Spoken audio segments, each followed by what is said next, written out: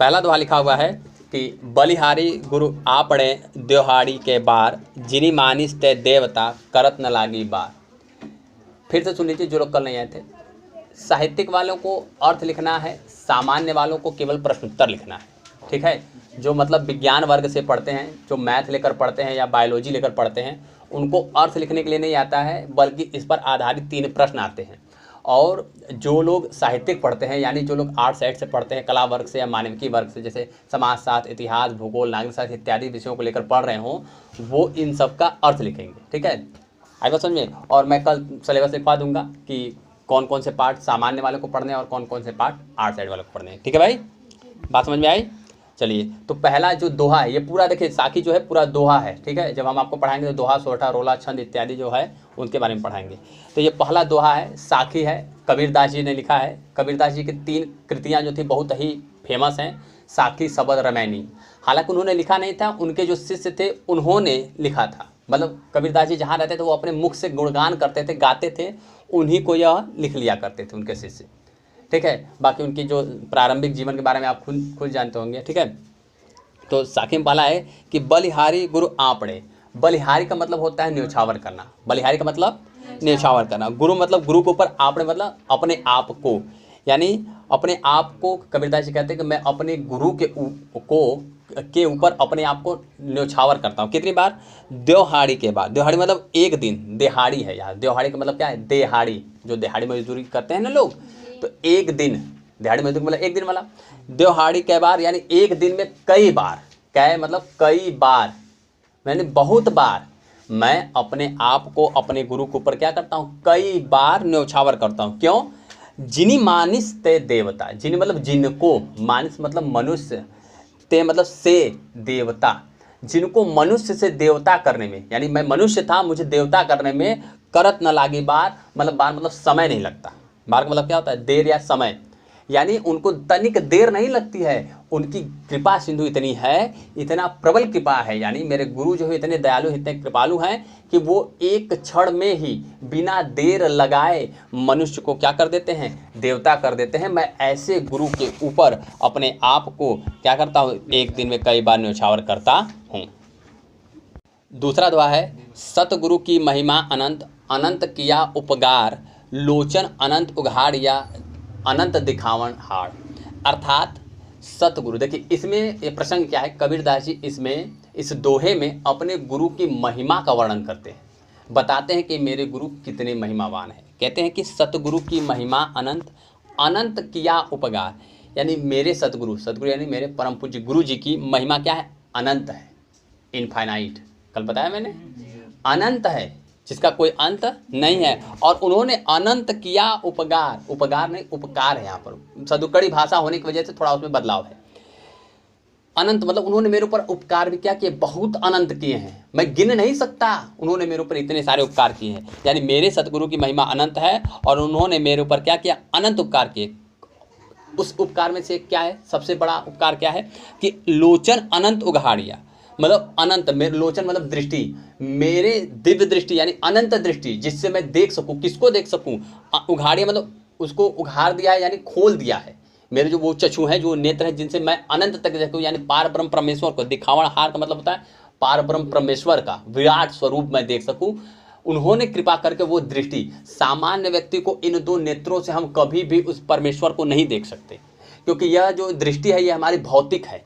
यह जो दृष्टि हमारी क्या है? भौतिक है। इन भौतिक दृष्टि से आप भौतिक चीज़ों को देख सकते हैं, अन्यथा किसी को नहीं देख सकते।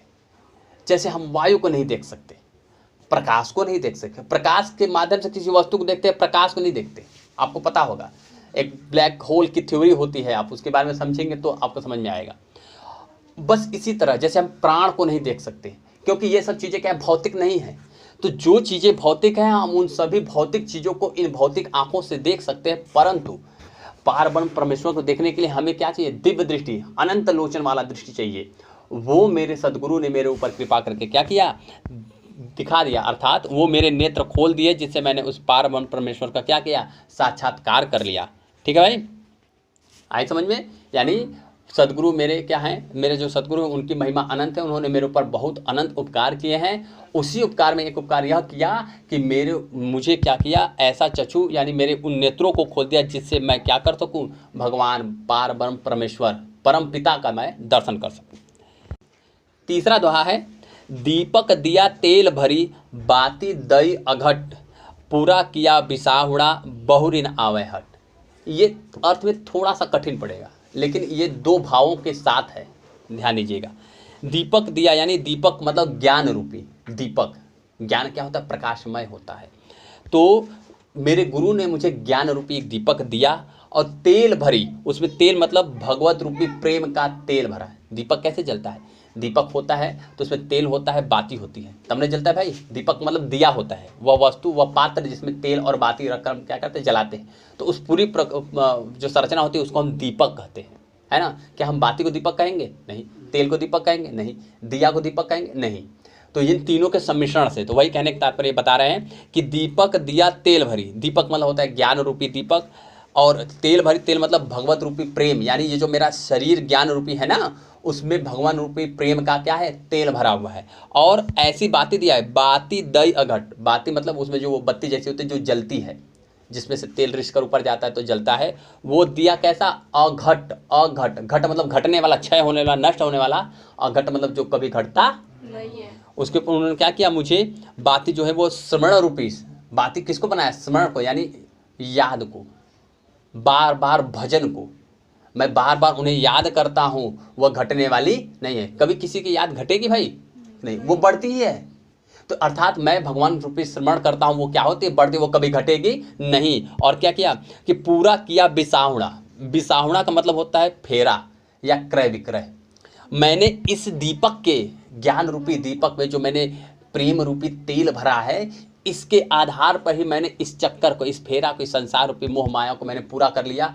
क्रय विक्रय को, क्रय विक्रय क्या है कि जन्म और मृत्यु का क्रय विक्रय। भाई जन्म लेंगे तो जन्म लेने के फलस्वरूप जब आपको दूसरे जन्म लेना होगा तो आपको मृत्यु लेनी पड़ेगी, तो मृत्यु के बाद फिर जन्म होगा। यानी जन्म मृत्यु क्या होता है, फेरा लगा रहता है।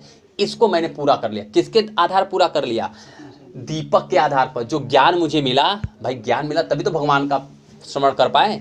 बिना ज्ञान के क्या भक्ति हो सकती है। ज्ञान रहेगा, आपको पता रहेगा कि हाँ क्या करना है, कैसे करना है, तब ना आपको भगवान की भाई भक्ति होगी, स्मरण करेंगे।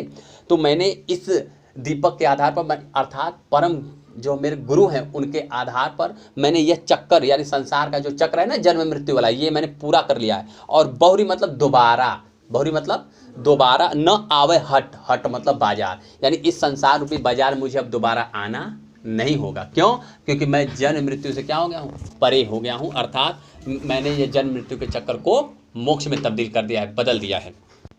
अगला दोहा लिखा है चौथा, बूढ़े थे परी उबरे गुर की लहरी चमंकी, फेरा भेरा देखा जरा उतरी पड़े फरंकी।